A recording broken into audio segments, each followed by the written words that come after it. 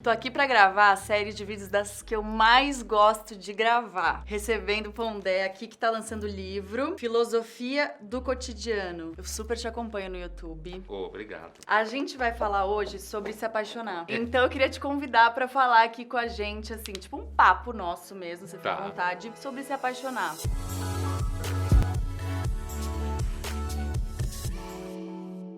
E já começo te perguntando, por que dá tanto medo? Já desde a literatura mais antiga, já se associa apaixonar-se com uma doença. A palavra que a gente traduz por paixão é a palavra grega pathos, que dá em patologia. Então, já na Grécia, depois da Idade Média, quando a gente tem já a literatura sobre o que a gente chama de amor romântico, apaixonar-se, os conselhos são sempre assim, tipo, fuja. Se você vê que vai acontecer alguma coisa, olhe para baixo. Não deixe acontecer. Isso eu tô falando de Grécia e Idade Média. Século XVIII, XIX, quando surge de fato o que se chama de amor romântico e tal, é o mesmo entendimento, só que no século XVIII, XIX, o amor romântico ele aparece como uma forma de se você não tem, você não viveu de verdade. Na Idade Média, é se você tem, é porque você é um desgraçado e feliz, porque as pessoas felizes não passam por esse tipo de coisa. Elas têm uma vida normal, crescem, têm filhos e tal. Então, eu acho que já tem portanto, porque a gente tem medo, sempre tivemos medo. Não é agora que se tem medo disso. E porque tem razão para ter medo, né? Você perde um pouco o controle, você fica com o que a gente chama em filosofia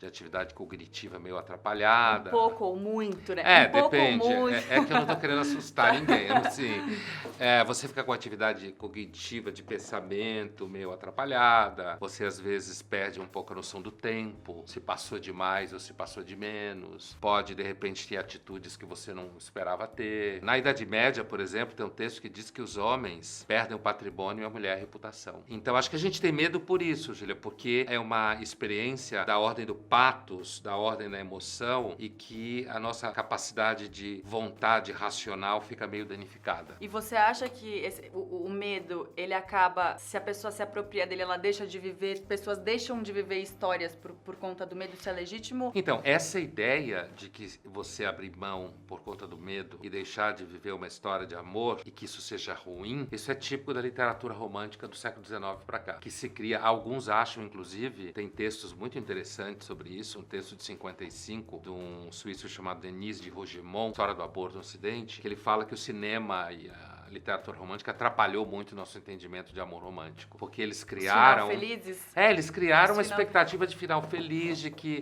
o melhor é que você vive esse tipo de coisa, quando a literatura sobre a qual eles se basearam, que é a medieval, dizia o tempo inteiro, não é uma boa, não é uma boa. Fuja. É assim, só infeliz acontece isso, entendeu? E aí ele não é o único, mas então... Que são os finais trágicos, né? É, de que nunca dá certo. Tem a ver com o conflito entre virtude e desejo na literatura medieval. São os dois personagens principais, é um homem e uma mulher sempre. Na literatura medieval, sempre um homem e uma mulher. Mas só que é o desejo e a virtude, uma em conflito com a outra. Agora, depois da virada romântica... É porque a virada romântica transformou o amor romântico numa expectativa de gente que é verdadeira. Como os românticos achavam que o mundo burguês, que eles estavam começando a ver, né? Imagina se vivesse hoje.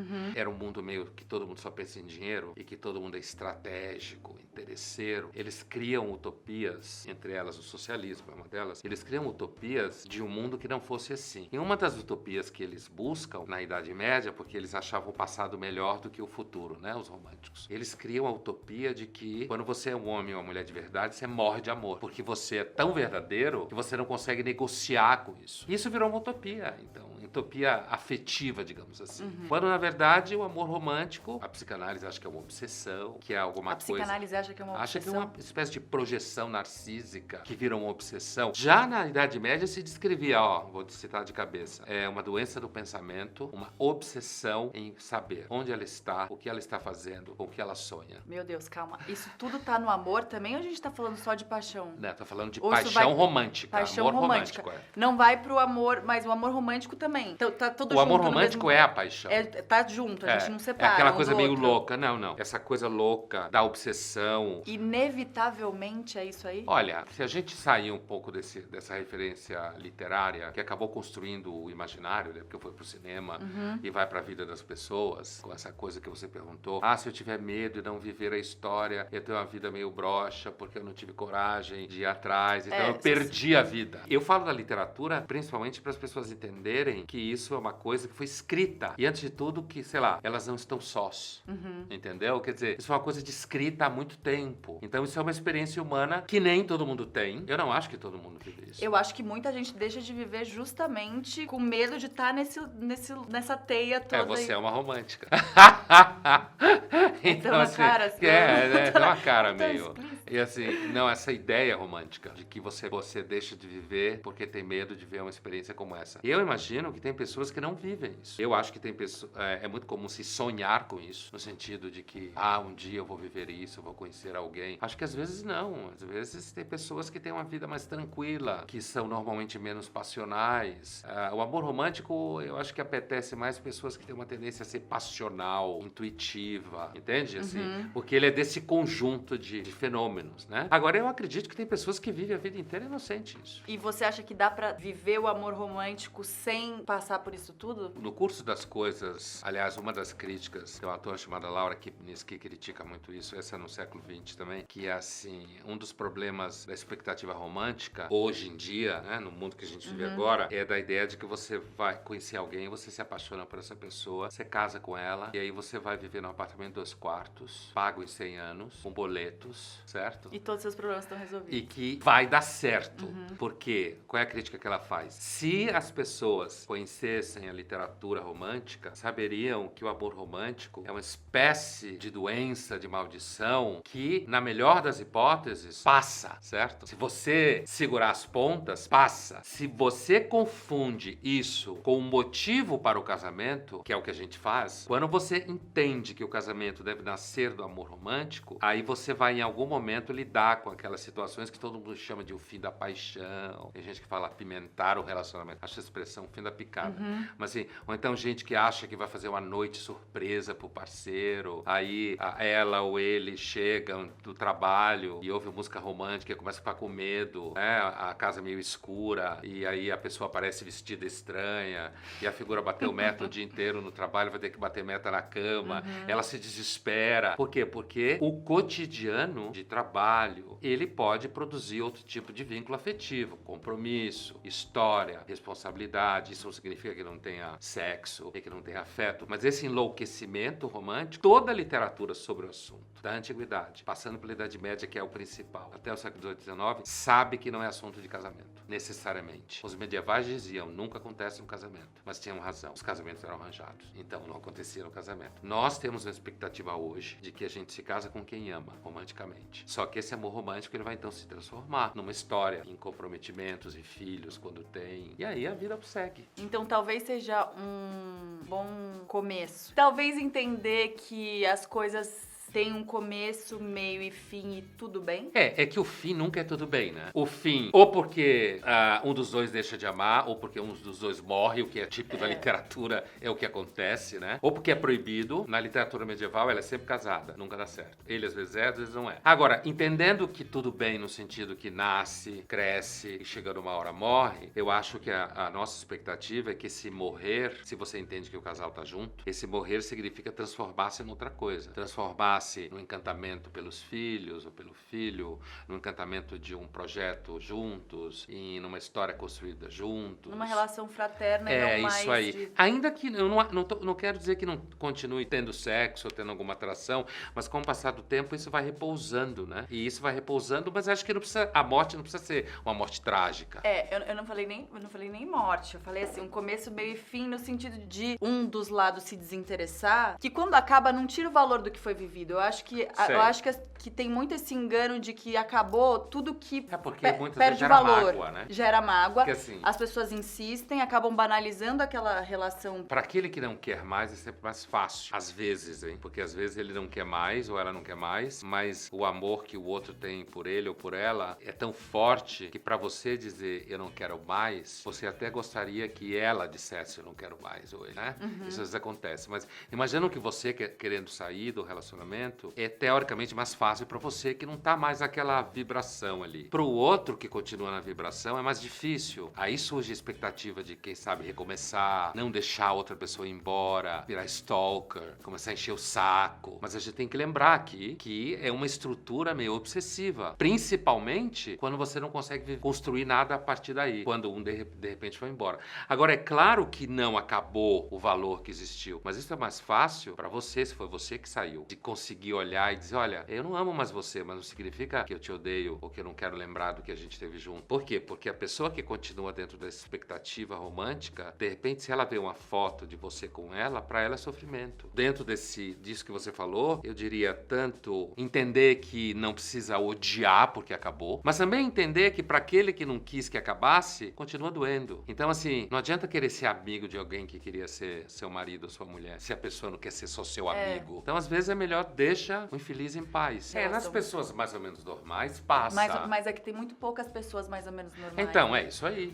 Somos todos muito loucos, E o amor é uma espécie de doença. Se o amor é uma espécie de doença, o coração partido, né? Total. Mas um dos fatores, Júlia, mais enlouquecedor dessa estrutura é randômica, é o acaso. Não é uma coisa que você... Sabe, tem um filósofo que fala que o século XVII, que o coração tem suas razões que a própria razão desconhece, que parece que é samba, mas é de um francês chamado Pascal, do século XVII. Então, essas coisas do coração, ou do amor romântico, elas nos parecem randômica, no sentido que é fruto da contingência. Você para e diz assim, por que justamente essa pessoa? Você não sabe. Podia ser outra. É até mais fácil. A situação é mais simples. Não, mas acontece... Isso é uma das coisas que enlouquece na narrativa. Porque você fica querendo dizer, mas por que essa pessoa? Por que não foi outra? E você acha que a gente escolhe em algum lugar, consciente, inconscientemente? A psicanálise acha que em alguma medida sim, porque tudo tem um grau de determinismo psíquico da sua história edípica, seu processo narcísico. Apesar de eu entender isso, assim, do ponto de vista de quem vive, você não vive com uma escolha. Não. Se for inconsciente,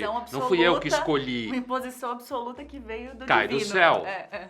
Parece que cai do céu, né? Já se pensou que via do divino na Grécia Antiga, uma espécie de enlouquecimento que os deuses faziam no infeliz. E aí saía assim meio tonto. Você acha que com uma inteligência emocional, você consegue escolher até onde você vai? Dependendo da situação que você vive, do que você chamou de inteligência emocional, do grau de amadurecimento, da capacidade de percepção do risco. É comum se achar que apaixonar-se é coisa de jovem. Mas se você vai para a literatura específica, não é. Porque se na Idade Média os personagens tinham 15 anos, 16 anos de idade, é porque na Idade Média ter 15 e 16 era como ter 35, 40 agora. Então não é correto dizer que só quem se apaixona é jovem. É que nós associamos apaixonar-se à falta de compromisso, a você poder ficar no quarto chorando. Mas as narrativas de amor romântico, pelo contrário, ele acontece justamente em situações em que ele destrói situações. Tem um filme de Jeremy Irons e Juliette Binoche chamado Perdas e Danos em português. Esse filme narra exatamente como funciona, é um caso que funciona uma situação que ele e a noiva do filho se apaixonam. Quer dizer, a maior desgraça. Essa